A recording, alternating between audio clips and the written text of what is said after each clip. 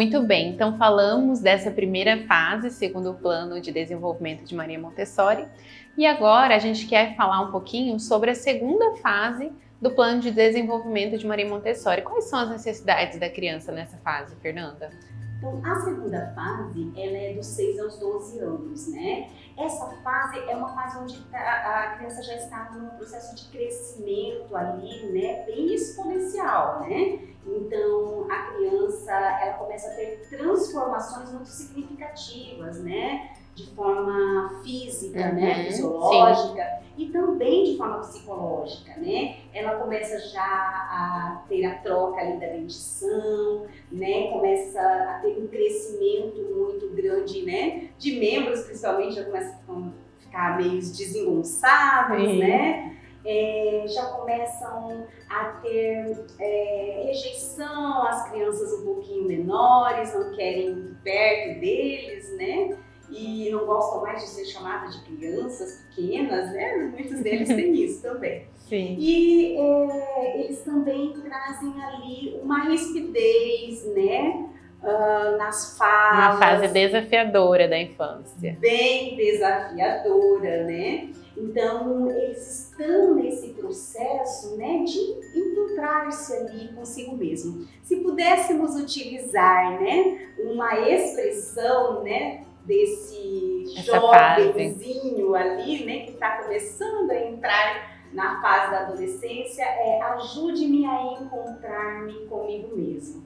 Então, essa fase é bastante desafiadora, mas também belíssima, né, se tivermos olhos de ver. Há também muito desenvolvimento, assim, enquanto moral dessa fase, né, de crescimento ali da criança. E Maria Montessori diz no seu livro As 4 Fases da Educação, diz assim: a criança de 7 anos entra no campo abstrato, ela deseja conhecer as razões. É curioso notar que uma das coisas que preocupa as crianças é o que é ético na vida, o que é bom, o que é ruim. Então, a criança nessa fase, ela tem aquele senso de justiça, começa a querer inserir em programas sociais, né? Está preocupada ali, né, com questões realmente que envolvem a sociedade em si, a comunidade em si, né? Então eles querem estar inseridos nesses grupos, né? É um sentimento ali de pertencimento, né? Sim. A essas causas significativas na sociedade. E essa fase também, eles querem estar ali sempre no meio dos adultos, né? Observando, escutando, dando ali, se tornam até mais falantes, né? Dando suas opiniões, né? Que está numa construção. Então, veja, é tão importante eles terem referências, né? Exatamente. Para que possam consolidar ali, porque eles vão começar a apresentar nessa fase, a produzir realmente o que eles vivenciam ali do adulto. No dia a dia, né? Nas Exatamente. Convivências. Eles vão começar, então, dentro dessa fase do desenvolvimento, né?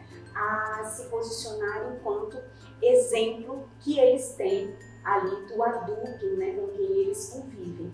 Então é muito importante nessa fase o adulto que cuida dessa criança ter uma escuta atenta, né, evitar o julgamento, acolher ali os dilemas que eles trazem, sim, né? As dúvidas, né? Estimular o diálogo. Exatamente. Então trazer ali para eles a certeza de que eles não estão sozinhos e que eles estão sendo ouvidos, que eles estão sendo validados. Então é muito importante isso, né, nessa fase de desenvolvimento. E a criança, ela está sempre buscando o adulto, né? Muitas vezes não é apenas falando. As próprias atitudes deles demonstram, muitas vezes, né, que eles querem ali estar próximo dos pais, né? Então eles precisam estar inseridos, sentir aquele sentimento de pertencimento nos grupos em que eles, né, sociais que eles estão ali buscando, mas também na família. Então, por isso é muito importante que os pais façam esse acolhimento a essa criança nessa fase.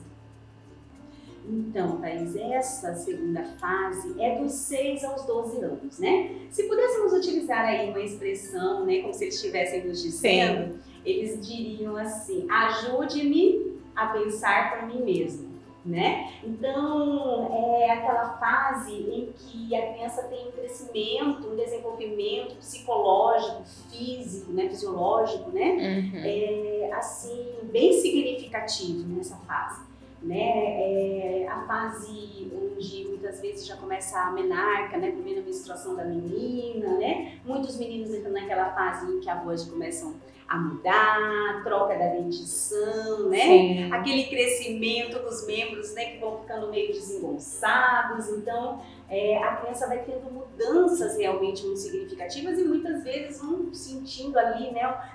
Ficando um pouco retraídos, mas também, né, eles também estão mais falantes, eles querem estar inseridos ali nos meios, né, junto com adultos, observando, ouvindo, dando a sua opinião, né, passam a ser também mais intolerantes com os menores. É uma fase desafiadora, né? Bem desafiadoras, né, porque eles também tem atitudes um pouco mais grosseiras, né, hostis, né? Posicionamento mais ríspido muitas vezes. Exatamente. Então eles têm essas posturas, né, próprio dessa fase de desenvolvimento, né, onde eles estão buscando se inserir, encontrar os seus grupos, né? Então veja, eles estão ali passando a escolher ali, né, onde eles querem estar, né, qual grupo eu pertenço, os melhores amigos, as melhores amiguinhas. Então, propriamente dessa idade. Então, esse desenvolvimento, né, no fisiológico, no psicológico, ele é muito significativo, mas também tem um desenvolvimento moral, né, que é muito interessante. Então, eles já têm aquele senso de justiça, né, eles já começam a adentrar em causas sociais, né, eles começam a buscar se inserir nos meios em que isso, né, lhes proporcionam estar ali participando de atividades, né, sociais, com causas, né, sociais. Sim, uma preocupação com a sociedade em que ele está inserido, literalmente, né? Isso mesmo, né? Então eles estão ali tendo um olhar mais ampliado, né, enquanto comunidade. Então ele sai daquela fase que é só a família para um olhar mais ampliado enquanto sociedade, né?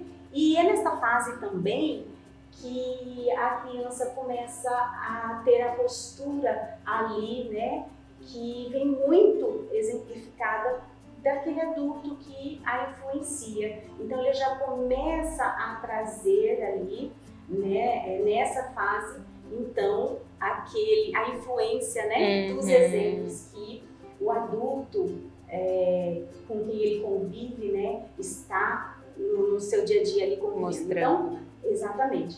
Então, é importante que os pais ou o adulto que cuida dessa criança estar observando a si mesmo, pois eles serão esse exemplo, né, para essa criança nessa fase, que também é uma fase muito absorvente, né? E importante também eles se sentirem seguros nos ambientes onde eles estão. Eles estão na procura desses grupos, né, sociais, aí, os seus grupinhos, mas eles também precisam se sentirem seguros no lar. Dentro de casa.